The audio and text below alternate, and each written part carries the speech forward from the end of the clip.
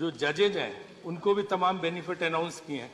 तो ये जो पेंडेंसी ऑफ केसेज है इनको खत्म करने के लिए जो खुद सुप्रीम कोर्ट के जजेस जो रिटायर्ड वो कहते हैं कि it has become a opaque system, it has not approach. तो I want to know from the honourable minister what roadmap, what plan has he got in future to resolve this crisis? Thank you.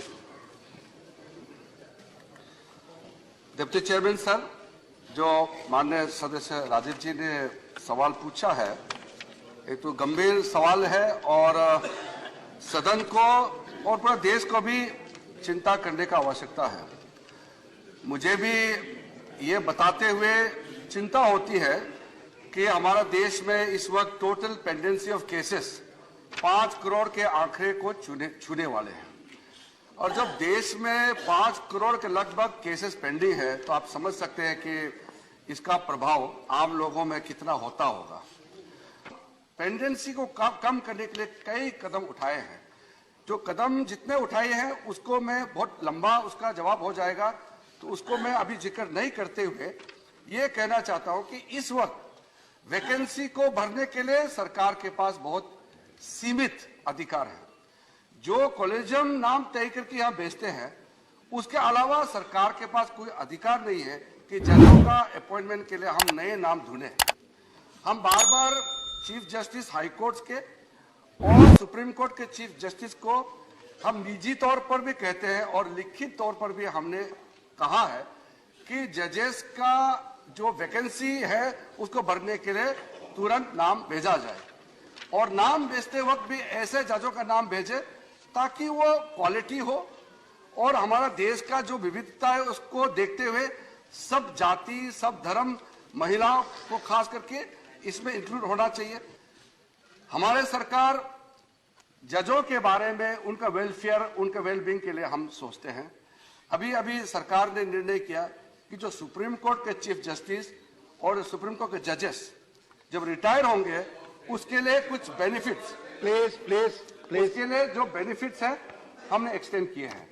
मैं देखिए आज यहाँ मंत्री बैठे हैं, मंत्री आप लोग भी मंत्री थे, मंत्री रिटायर होने के बाद, हारने के बाद कोई बेनिफिट नहीं मिलते हैं सिवाय जो पेंशन पार्लियामेंट से जो मिलता है। लेकिन जजों का पेंशन के अलावा हमने जो अभी एक्सटेंड किए हैं बेनिफिट्स, चीफ जस्टिस के लिए, चीफ जस्टिस रिटायर हो जाते हैं उसके बाद उसको एक डोमेस्टिक हेल्प मिलेगा which is equivalent to level of junior court attendant, एक शॉफर मिलेगा equivalent to the level of junior court attendant और सेक्रेटरियल असिस्टेंट जो equivalent to branch officer of the supreme court. ये चीफ जस्टिस के लिए प्रावधान किया है।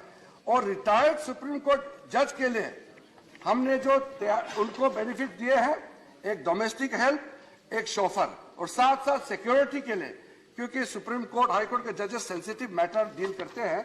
सुप्रीम कोर्ट का चीफ जस्टिस रिटायर होने के बाद 6 महीने के लिए उसको टाइप 7 का एक एकोमोडेशन और राउंड द क्लॉक 5 साल तक उसको सिक्योरिटी देने का प्रावधान रखा है।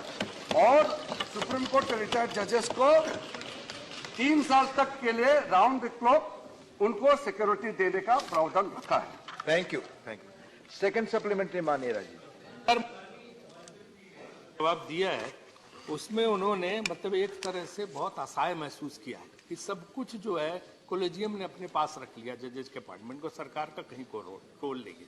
मुझे याद है कि जब हमारी भी सरकार थी और इसके बाद जब ये मोदी जी की सरकार आई तो हम लोगों ने एनजीएससी पास किया था और यूनानिमसली पास किया था, पूरे सदन ने पास किया था। तो मैं पूछना चाह रहा हूं क्या आप उसको रिवाइव कर रहे हैं? It's a very straight and direct question. Are you planning to revive that bill to create NGSC ताकि so this problem can be resolve? Secondly, ये जो आप कहते हैं सारी सुविधाएं रिटायर्ड जजेस को दी तो उनके साथ कुछ काम भी ले रहे हैं ताकि पेंडेंसी कम हो कि सिर्फ सुविधाएं देते चले जा रहे हैं? ड्राइवर, कार, स्टाफ, कुक हो गया। Thank you sir. Rajiv ji ने फिर से बहुत ही महत्वपूर्ण एडिशनल सप्लीमेंट्री क्वेश्चन पूछा है। जहां तक एनजीएससी का सवाल है, मैंने पहले बता दिया कि देश का सोच, सदन का सोच सबने देख लिया और सुप्रीम कोर्ट का 5 मेंबर कॉन्स्टिट्यूशनल बेंच ने जो स्ट्राइक डाउन किया, उसके बाद मैं आज इस सदन को बताना चाहता हूं कई रिटायर्ड जजेस और उस कॉन्स्टिट्यूशन बेंच के सदस्य ने भी सार्वजनिक रूप से कहा है कि उस समय का जो निर्णय हुआ और पार्लियामेंट का यूनानिमसली पास किया वाला एक्ट को खारिज करना ये सही नहीं था।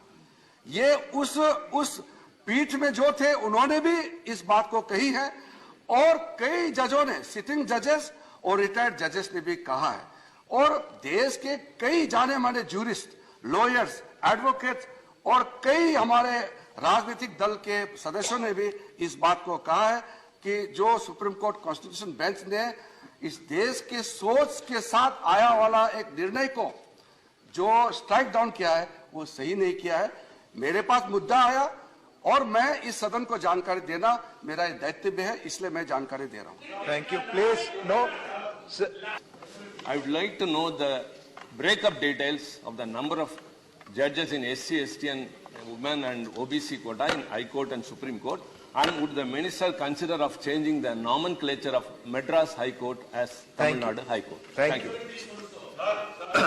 सर, सबको पता है कि जुडिशरी में रिजर्वेशन नहीं है, फिर भी कुछ प्रथा ऐसा है जिसको हम मानते हैं।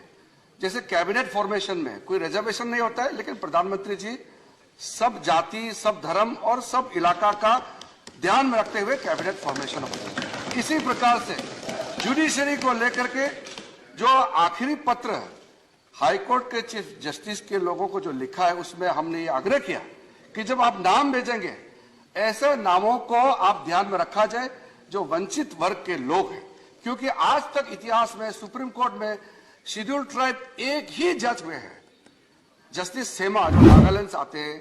आज तक एक सिर्फ शेड्यूल ट्राइब के लोग एक मात्र रिप्रेजेंट करने का मौका मिला और आज हमारे पास 4 शेड्यूल कास्ट के जज हैं। लेकिन मैं ये नहीं कहना चाहता हूं कि कितने जाति से कैसे लेना चाहिए, मैं इसका नहीं कर रहा हूं। माननीय सदस्य ने पूछा है तो मैं इसको जवाब दे रहा हूं। तो रिजर्वेशन नहीं होने के बावजूद भी हमने आग्रह किया है कि कोशिश करे कॉलेजियम कि सब जाति को किसी न किसी रूप से जुडिशरी में रिप्रेजेंटेशन मिलना चाहिए। Thank you.